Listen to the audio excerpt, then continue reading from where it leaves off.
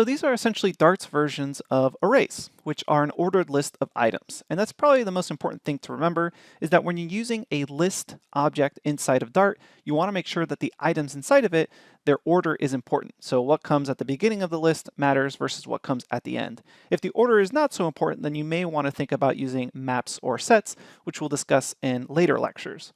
As far as the actual syntax and notation, you just use square brackets and then pass in the objects that you want to store inside of your list. Let's explore this in more detail by heading over to Dartpad. Here we are at Dartpad. Let's show you how to create a list. So I can create a new variable. I will call it my list. And then we can say this is a list of numbers, for instance, 10, 20, 30.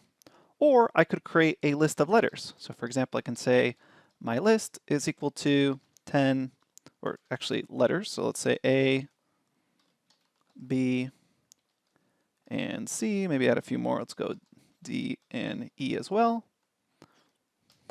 And whoops, semicolon comes after that. Or I could also mix them up. I accidentally overwrote my list, so let's say my list alpha, my list num, and let's do one more. We'll say my list, and we'll call it mixed, where we say 10, 20, and then put in a letter there just to show you that that works as well. So let's print out one of these lists. So we'll first print out my list number, and then we'll print out my list alpha for the alphabet letters, and then we will also print out my list mixed. There we go. And let's run that and see how it gets reported back. So you can see it has no problem with all the same data type or mixing up data types. Now, what if I wanted to grab a single item from this list? Let's go ahead and play around with the idea of grabbing a single item from my list alpha. Indexing starts at 0. So if you want the very first item, that's going to be index 0. So the way you index things is you take in the list variable, in square brackets, you pass in the index position of what you're looking for. So again, indexing position starts at 0. And in fact, I'm going to, just to remove any confusion, let's just have my list alpha. If you want the letter A, that's at index 0. So you're starting at 0, counting 0, 1, 2, 3, 4, and so on. So let's imagine we want letter D as in delta. That's going to be 0, 1, 2, 3. So if we pass in a 3 here, that should print out the letter D. And that is just grabbing a single item from a list. Let's imagine you wanted to grab a subset of a list. For example, you wanted to grab the letters A, B, and C from the list. To get a subset of a list, you call the sublist method. So we can call dot sublist, and notice it's an integer start up to, not including the integer end. And if you want, you can highlight this for more details on the documentation. But essentially what it does, it returns a new list containing the elements from or between start and end. So let's actually check this out. I'm going to start at, let's say, index 0, and then go up to index 3. So I run that, and then I get back A, B, C. So what actually happened here, it starts at index 0, and then we go 0, 1, 2, and then we go up to, but not including index 3.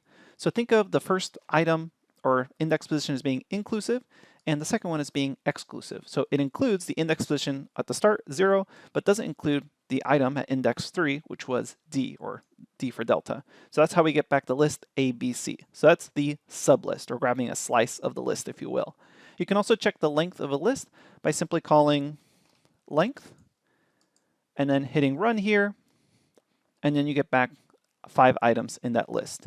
If you want to concatenate 2 lists together, you can just add them to concatenate them. So for example, let's create an extra list. So we'll create extra list is equal to, and let's call this XYZ, or put the items in there, XYZ. So there's X, there's Y, and there's Z. If I wanted to put them together into a list, I can concatenate them by saying add them like this. My list alpha plus extra list, go ahead and run that, and you'll get back a giant list that has all those items together. So that's concatenation of a list. There's also kind of a more advanced way of doing this called the spread operator. I'm just going to show it to you now, although we probably won't really use this that much in this course. But if you ever kind of get confused at what the heck is happening here, you have the ability to kind of insert a list into an existing list via the spread operator. So let's imagine I have a list 0, 1, 2. So if I print this out, you're just going to see 0, 1, 2 as a list.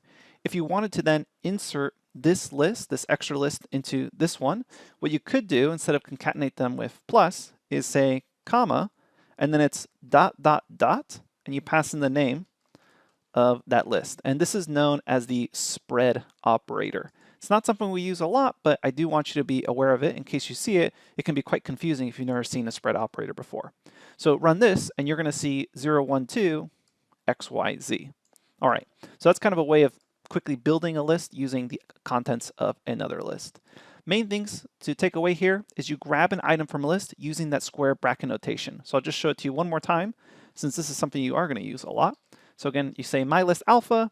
If you want the index position of something, so for example, E will go 0, 1, 2, 3, and then 4, pass in 4, and we should see that print out the letter E as an echo. So go ahead and run that, and we get back E. Perfect. So then a question becomes is, are you able to use negative indexing? Unfortunately, you cannot. So if you were to type in -1 to try to grab the last item in this list, Dart does not support that. And this is kind of a hint as to what your next task is going to be in the exercise. So negative indexing isn't supported. How else could we grab this last item?